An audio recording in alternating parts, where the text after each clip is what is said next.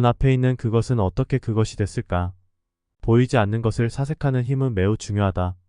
역사 없는 것은 없다. 저것이 나에게 온 역사를 반추해보건대 그냥 생기는 것은 없다. 쌀 한 톨이라도 입속으로 들어오면 그것은 인연이 된다. 그것은 어떻게 나의 입속에 있게 됐는가? 그 역사를 반추하는 것은 삶을 감사하게 하고 풍요롭게 한다. 500원짜리 껌을 산다. 입에 넣는다. 껌을 감싸고 있던 포장지를 살핀다. 생각 없이 쓰레기통으로 버린다. 그러나 보이지 않던 너에게 묻는다. 너는 어디에서 왔는가? 껌종이가 만들어지기 위해서는 적어도 한 명 이상의 디자이너가 필요하다. 종이의 재질과 두께, 인쇄 디자인은 저절로 정해지는 것이 아니다. 디자이너의 디자인은 이후 엔지니어에게 간다. 종이의 물리적 특성을 확인하고 안정성을 보장하는 재료를 연구한다. 구매 담당자는 펄프와 잉크, 코팅 재료를 확인하고 그 원재료를 각 구매처에서 구매한다. 펄프를 만들기 위해 누군가는 나무를 재배한다. 혹은 벌목한다. 이렇게 벌목된 나무는 제지 공장에 들어간다. 공장 직원은 주문 내역을 확인한다. 내역을 기반으로 얇은 종이를 제지한다. 이번에는 기계관리자의 역할이 필요하다. 기계관리자는 기계를 수리하거나 관리한다.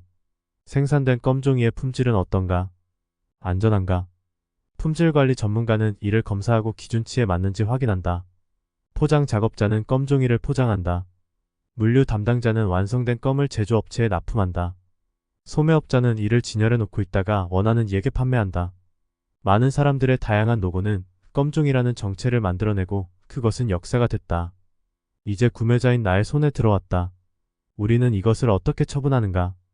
아무 생각 없이 그것을 구겨 쓰레기통에 넣지 않는가? 삶이 나에게 주는 축복이란 이처럼 보이지 않는 후면에 잔뜩 숨겨 있다. 우리가 펴보지 않을 뿐이다. 그것이 어떤 경로에 나에게 왔나? 얼마나 많은 사람의 노고가 숨어 있나? 그것을 안다면 그 감사 덩어리를 함부로 할 수 없다. 만물이 그렇다. 그냥 생기는 것은 없다. 그것이 되기 위해서는 전 우주가 작동해야 한다. 작게는 온도, 기온, 날씨, 위치, 시간, 사람, 돈이 필요하고 크게는 태양의 적정 궤도에 안착한 지구의 기가 막힌 위치 선정 혹은 빅뱅과 초신성 폭발에서 터져나온 원자, 물질의 운동량과 인력, 척력, 중력, 각운동량의 조화까지 따져 들어갈 일이다. 그것이 그것으로 탄생할 확률과 내가 나로 탄생할 확률은 각자 독립적으로 무한대에 가까운 우연이다. 이 우연들이 서로 무한의 제곱수로 중첩된다. 여기서 이 값들은 서로 인연이 다시 제곱이 된다. 고루 옷깃만 스쳐도 인연이라는 것은 무량 대수급의 우주 산술적 대입의 결과다. 어찌 함부로 드리고 함부로 버릴 수 있을까? 마인드를 이렇게 갖다 보면 하나 둘씩 덜어내는 것이 일상화된다. 무력이 줄어든다. 무력이 줄면 집착이 준다. 집착은 번뇌가 된다. 번뇌란 번거롭고 괴롭다라는 의미다. 때로 사람은 단순한 것을 돌고 돌아 어렵게 만든다. 그렇지 않은가? 삶의 대부분이 그렇다. 사피엔스 종이 쉬운 길을 돌아간다는 것은 이미 농업혁명에서 증명됐다. 유발 하라리의 사피엔스에는 농업혁명을 인류에게 재앙이 표현했다. 사람들은 더 영양 결핍에 시달렸고 나약해졌다. 엄청난 노동 강도를 지녀야 했고 질병과 사회적 불평등, 전쟁과 같은 문제도 만들어냈다. 결국 돌고 돌아 행복하게 잘 사는 것이 목적이라면 우리는 40만 년을 지속해오던 본질을 1만 년간 돌아 다시 제자리로 찾아가는 중일지 모른다. 빈 수레가 요란하다. 요란한 수레를 잠재우기 위해 가득 채우는 것은 정답이다. 그러나 어설프게 채운다면 수레 안은 더 요란스러워진다. 채우고 채우다가 결국 깨닫는다.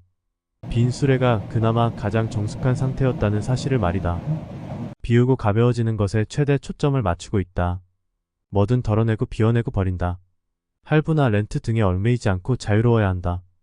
본래 쌓는 일보다 돌리는 일이 훨씬 더 많은 하중을 견딜 수 있다.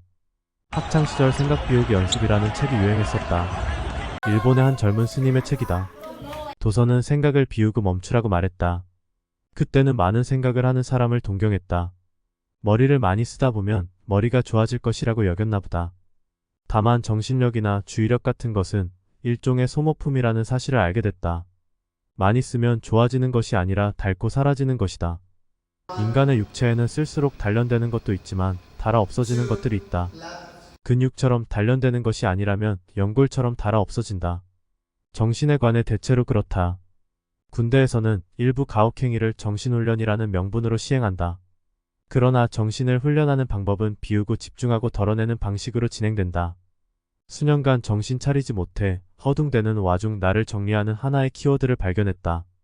바로 미니멀리스트. 꽤 오래 전부터 지향하고 있었다.